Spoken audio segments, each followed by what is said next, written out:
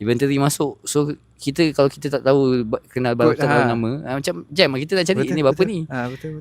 So memang kena belajar, memang struggle juga ah. Berapa lama dengan Zara? Allah masuk Islam 2014 2015 setahun juga aku, setahun lebih ke setahun. Tak lama lah. Setahun. Tapi best tak kan?